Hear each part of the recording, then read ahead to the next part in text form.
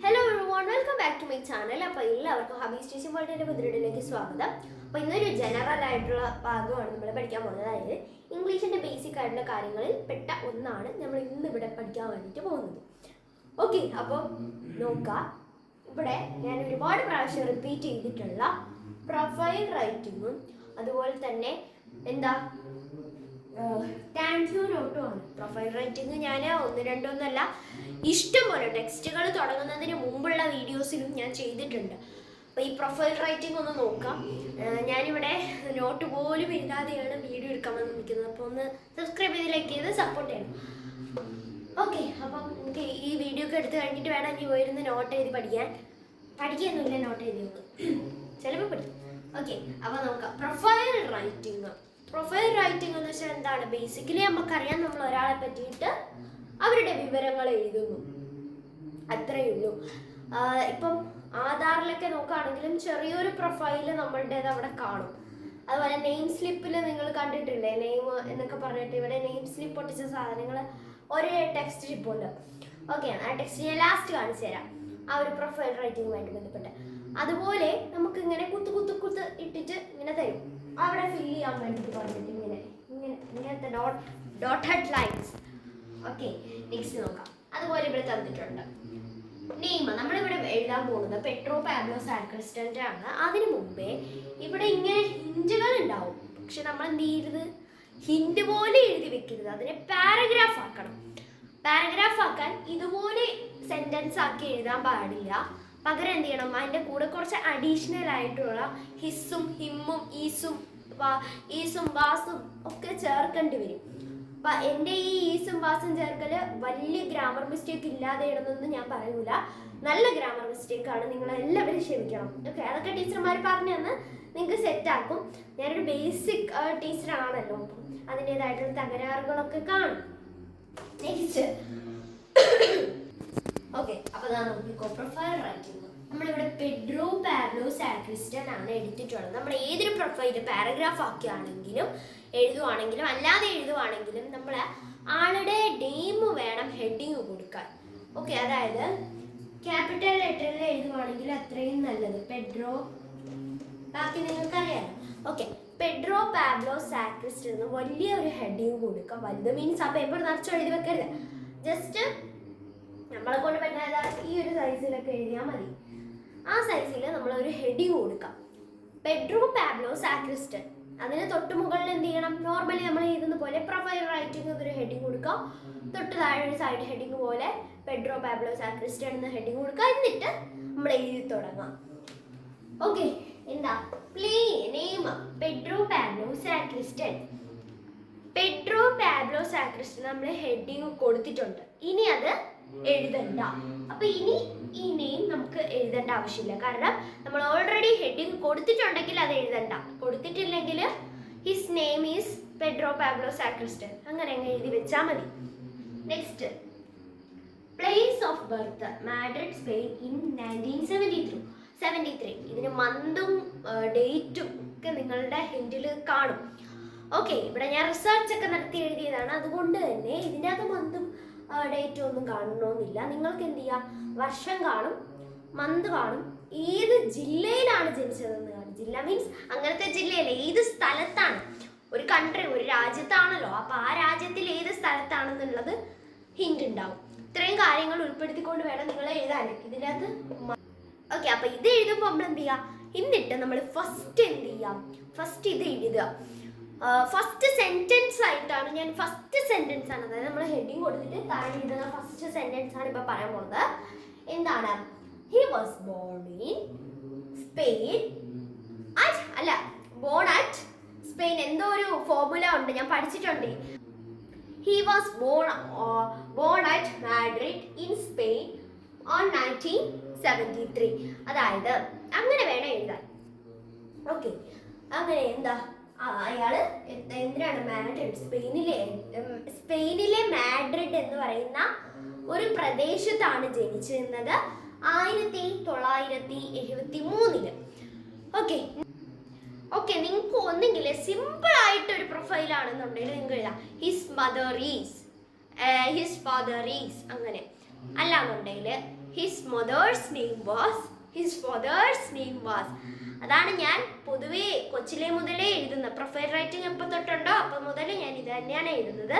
His mothers name is, his fathers name is, അതിൻ്റെ profile writing ആയിക്കോട്ടെ. Myself എഴുതുകയാണെങ്കിൽ പോയി മൈ മദേഴ്സ് നെയിം ഈസ് എന്നേ ഞാൻ എഴുതുള്ളൂ. എന്താണെന്ന് എനിക്ക് അറിഞ്ഞുകൂടാ, എനിക്ക് മാറില്ല.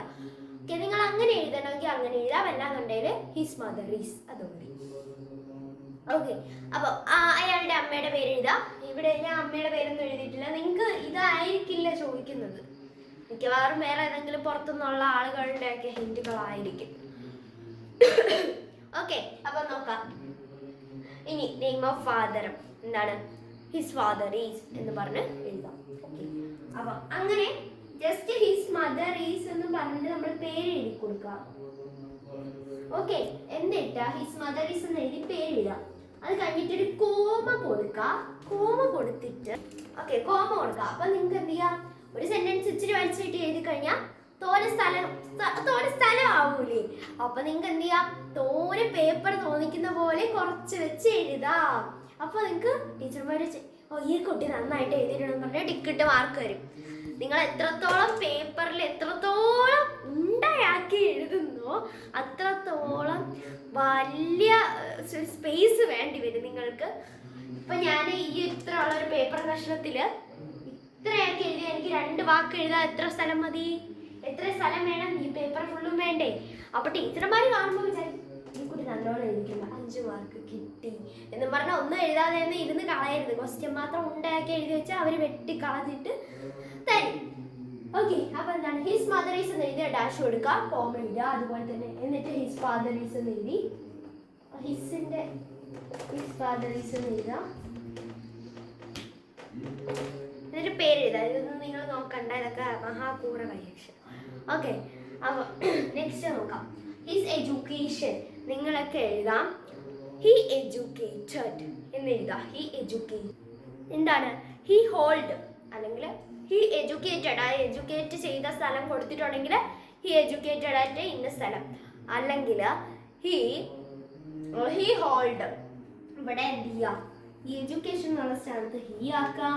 അപ്പോൾ മാസ്റ്റേഴ്സിന് മുമ്പ് ഹോൾഡ് കൊടുക്കുക, തീർന്നു. He hold masters degree in management, comma ഇടുക. എന്നിട്ട് aeronautical engineering also. Aeronautical engineering also.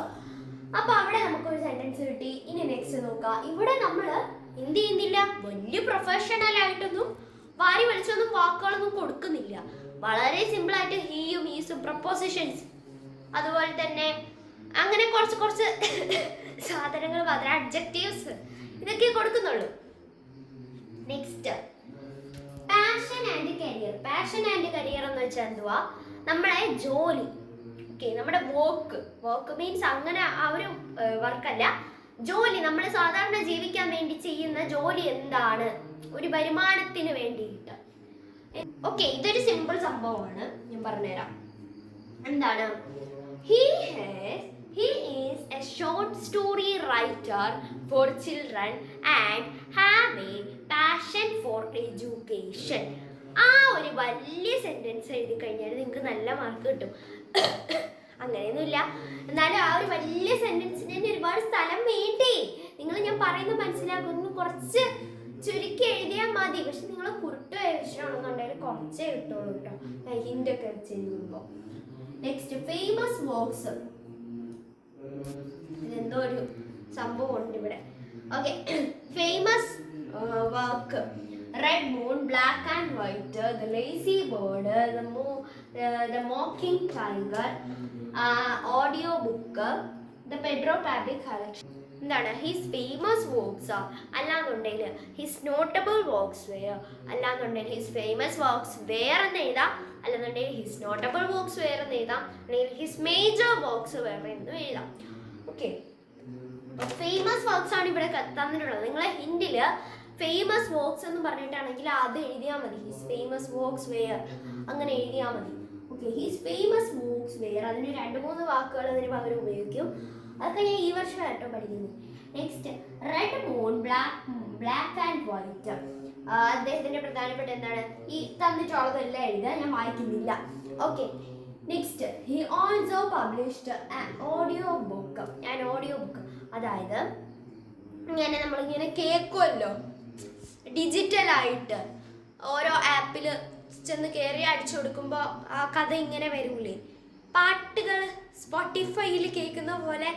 അതുപോലെ തന്നെ ഒരു ഓഡിയോ ബുക്ക് റിലീസ് ചെയ്തിട്ടുണ്ട്. അതിൻ്റെ പേരാണ് ദ പെഡ്രോ ഫാബിൾ കളക്ഷൻസ് എന്നാണ് പേര്. ഇനി അതിൽ അവാർഡ് കിട്ടിയിട്ടുണ്ടെങ്കിൽ എന്ത് ചെയ്യാം, ഹി അവാർഡഡ് എന്നും പറഞ്ഞ് എഴുതുക. ഹി അവാർഡഡ് അവാർഡ്സിൻ്റെ പേര്.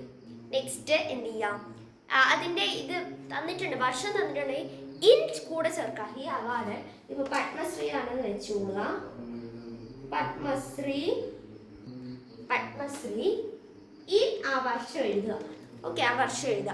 അപ്പോൾ ഇത്രേ ഉള്ളൂ നമ്മുടെ ഇന്നത്തെ വീഡിയോ. പിന്നെ ഡൈ ചെയ്തിട്ടുള്ളത്, മരിച്ചത് എഴുതണമല്ലോ, മരിച്ചിട്ടുണ്ടെങ്കിൽ മരിച്ച ഡേറ്റ് തന്നിട്ടുണ്ടെങ്കിൽ അത് എഴുതുക. ഹി ഡൈഡ് ഓൺ അല്ലെങ്കിൽ ഹി പാസ്ഡ് എവേ ഇൻ.